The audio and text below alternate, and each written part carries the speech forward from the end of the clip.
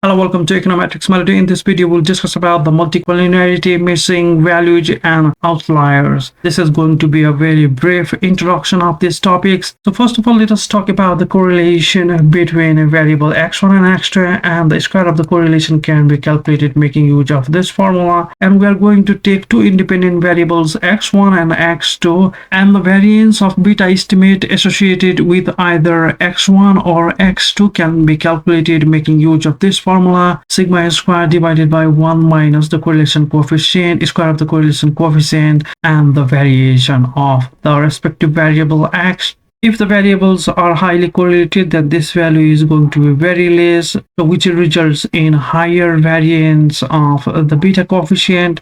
So in such case, the small change in data, so that will cause wide swings in the parameter estimates, and the standard error will increase significantly, as well as the t-score will decline even though they are jointly significant, and the value of R square will increase. And we may notice a wrong sign of the coefficients as well as the impossible magnitude of the coefficients. Besides two independent variables, if we have more than two independent variables, so this expression is given by this relationship, and where R square k, this is equal to the coefficient of determination when variable xk, this is our dependent variable, and all other independent variables along with the constant term, they act as the independent variable.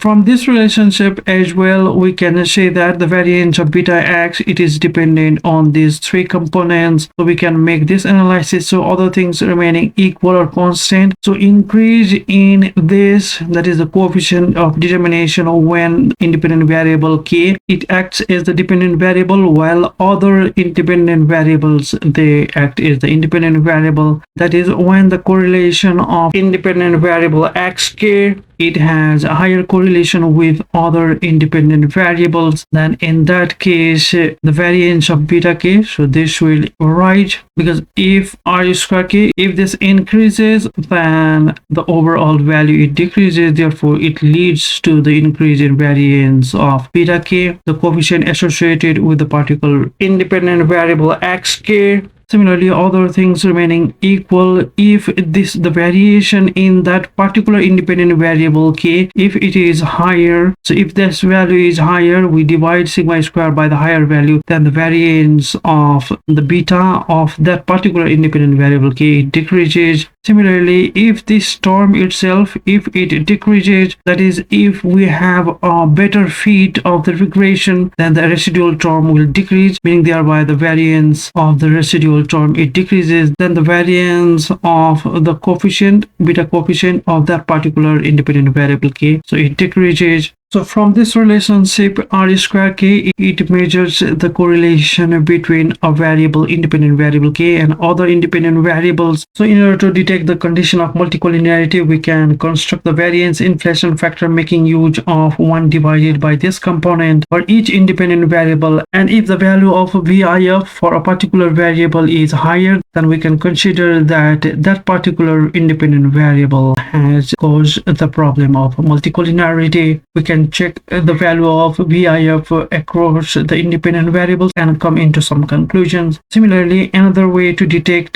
the multicollinearity is by calculating the condition number. First of all, we scale the column, each of the column of x, so that the length is equal to 1, that is the unit length. Then after, we calculate the eigenvalues of x transpose x, and we calculate this condition number is the ratio of the square root of largest divided by the smallest eigenvalues, and if that value is greater than 20, then we conclude that there is a problem of multicollinearity. In case of multicollinearity, we have the problem of standard error for particular beta, and due to the problem in standard error, we will have problem in its t-score as well. So one idea would be to drop that variable, independent variable x, whose variance inflation factor is higher, because that can be identified as the source for causing multicollinearity. Now let us talk briefly about missing values or missing observations. So the missing observations are due to the unavailability of data in some cases, while in some cases the respondent, like in survey data, the respondent don't want to disclose their crucial information. So this is also one of the causes for missing observations. And there are some methods to cope with these problems. We can actually substitute by the average of that variable. So in case of the missing observations for a particular variable, we can substitute those missing observations by the average of that variable. So this is equivalent, the result is equivalent to dropping those missing observations completely. And in that case, if we substitute the missing observations by average, then the R square decreases when compared to the R square after dropping missing observations. So another way is to create a dummy variable which takes the value 1 for the missing observations and 0 for non-missing observations, and we include this dummy variable and run the regression. So the result in this case is equivalent to replacing the missing variables by the average of that particular variable. And another method is to substitute the missing value by the predicted values. So every method, they have their pros and cons. We must be aware of these aspects.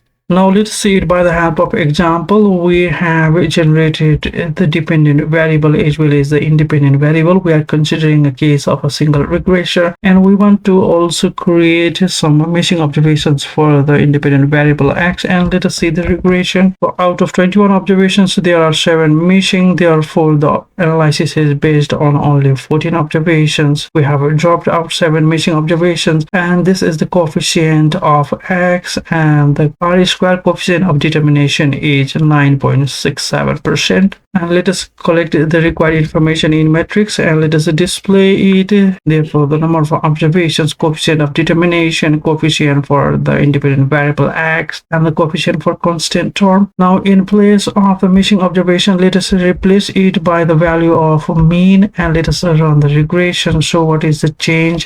That we notice the coefficient of determination, it has decreased from 9% to 7%, but the coefficient of the independent variable, it is the same. We'll compare it later on. We have this matrix to compare. Now let us replace the missing observations by 0, and then let us create a dummy variable. It takes the value 1 when x is missing, and it takes the value of 0 for the non-missing x. And now let us run the regression. So when we replace the missing observations by its mean, or if we replace it by 0 and create a dummy variable that takes the value of 1 for the missing values of x and 0 for non-missing, we should get the same result in this case.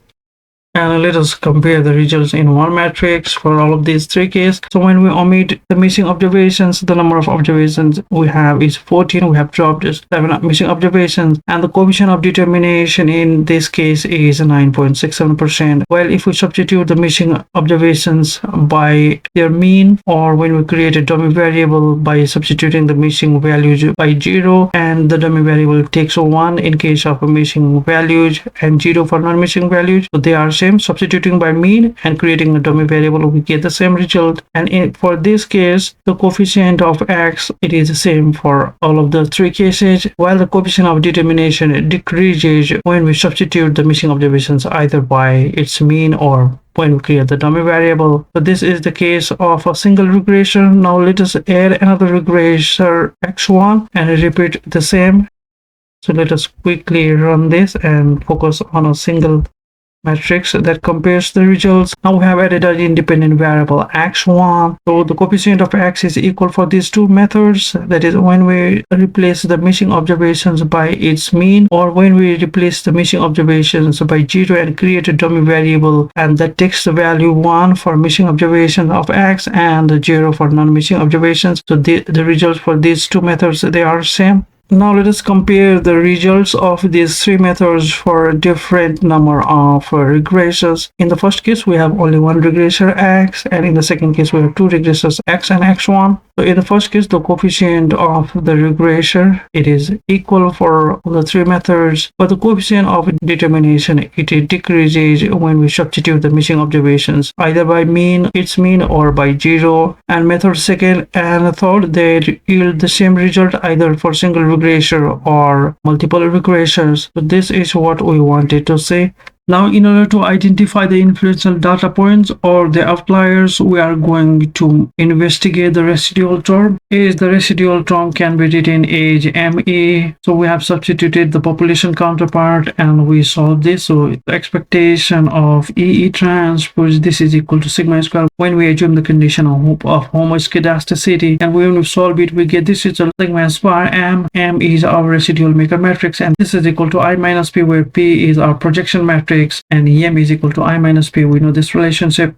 So we standardize the residual vector by dividing by appropriate standard deviation, and expectation of EE transpose gives us this result. In place of sigma square, we calculate its sample estimate. ES square is equal to E transpose divided by N minus K, and we standardize in fact each of the ith residual term, making use of this relationship ES square. So this is something like sigma square I minus P, and this is equal to sigma square M. After standardization, if we notice that the ith residual term, if it is greater than 2, then we consider that that particular observation is an outlier, or it is an influential data point.